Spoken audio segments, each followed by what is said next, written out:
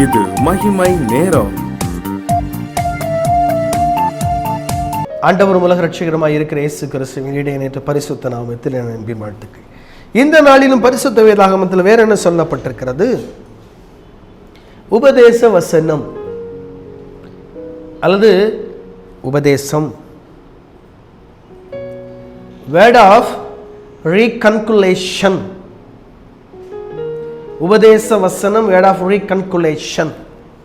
அது ரீகன்குலேஷன் அப்படிங்கிறது என்ன மீனிங் அப்படின்னா, மனிதன் இறைவனோடு அல்ல தெய்வனோடு ஒப்புரவாகுவது. மனிதன் தேவனோடு ஒப்புரவாகுவது, அவனுக்கு ஒப்புரவாக சொல்லி வரும் ஒரு செய்தி, அதான் உபதேச வசனம். 2 கொரிந்தியர் எழுதின புஸ்தகம் 5ஆம் அதிகாரம் அதனுடைய 19ஆம் வசனம். அதென்னவெனில், தேவன் உலகத்தாருடைய பாவங்களை எண்ணாமல் கிறிஸ்துவுக்குள் அவர்களை தமக்கு ஒப்புரவாக்கி ஒப்புரவாக்குதலின் சுவிசேஷத்தை எங்களிடத்தில் ஒப்புவித்தார். அப்போ ஒப்புரவாக்குதலின் உபதேசத்தை எங்களிடத்தில் ஒப்புவித்தார்.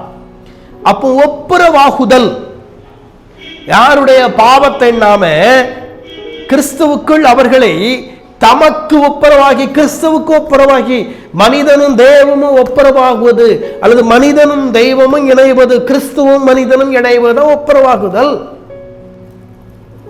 இந்த ஒப்புரவாகுதல் எங்கிருந்து வந்துச்சு? எப்படி வந்துச்சு? அதனுடைய ரூட் காஸ்ட் எங்கிருந்து வந்துச்சு? இயேசு கிறிஸ்து சிலுவை மரணத்தின் மூலமாய் இந்த ஒப்புரவாகுதல் வருகிறது. அதுக்கு முன்னால மனிதனுக்கும் தெய்வத்திற்கும் தொடர்பு இல்லை. இயேசு கிறிஸ்து சிலுவையில மரிக்கும் போது தேவாலயத்திலே போடப்பட்டிருந்த திரட்சியிலே மேலிருந்து கீழாக 2ஆக கிழிகிறது. அது நடுவா கிழியுது, மேலிருந்து கீழே திரைச்சிலை கிழிகிறது. நடுவா கிழிஞ்சிச்சு, மேலிருந்து கீழே. என்ன அர்த்தம்? அப்போ அந்த திரைச்சீலை 2ஆக கிழிவதற்கு அர்த்தம் என்ன? எப்பா, இனிமே உனக்கும் எனக்கு நோ டிவைடு. உனக்கும் எனக்கும் இனிமே எந்த ஒரு தடுப்பும் தேவையில்லை. எல்லா தடுப்பையும் நான் சிலுவை மரணத்தின் மூலமாய் நிவர்த்தி செய்து விட்டேன். இனிமேல் மனிதனும் தெய்வமும் அல்ல மனிதனும் இயேசு கிறிஸ்துவாகிய நானும் ஒன்றாயிருக்கிறோம். நம்ம 2 பேரும் ஒப்புரவாகிறோம். எப்படி?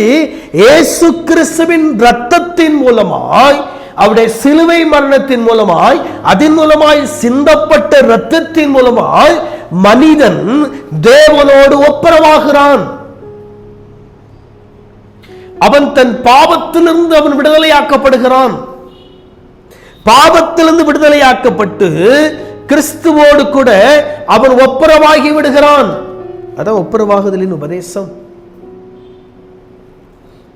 இன்னைக்கு அந்த ஒப்புரவாகுதலின் உபதேசத்தை நாம் கை கொள்ளுகிறோமா? It is important.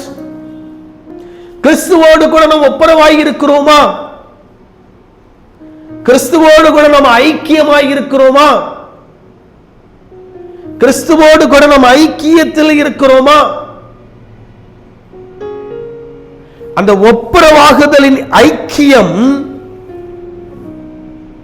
இன்னைக்கு நம்முடைய வாழ்க்கையில் இருக்கிறதா? It is important one. இன்னைக்கு நீங்க என்ன அனுபவத்தில் இருக்கிறீர்கள்?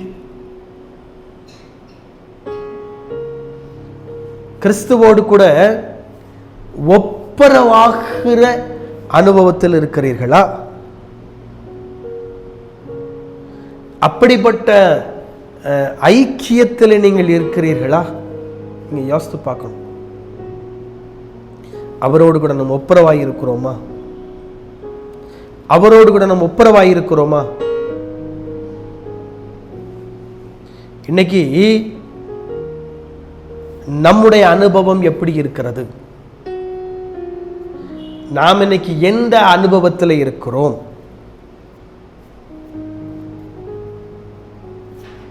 நம்முடைய அனுபவத்தை பார்த்தீங்க அப்படின்னா, கிறிஸ்துவுடைய பேரை உடையவராயிருக்கிறோம், கிறிஸ்தவர்களாயிருக்கிறோம், ஆண்டவருடைய அன்புக்குள் இருக்கிறோம் என்று சொல்லுகிறோம். ஆனால் நமக்கும் அவருக்கும் a big gap, மிகப்பெரிய ஒரு இடைவெளி, அல்லது ஒரு டிவைட், ஒரு டிவைடர், a big gap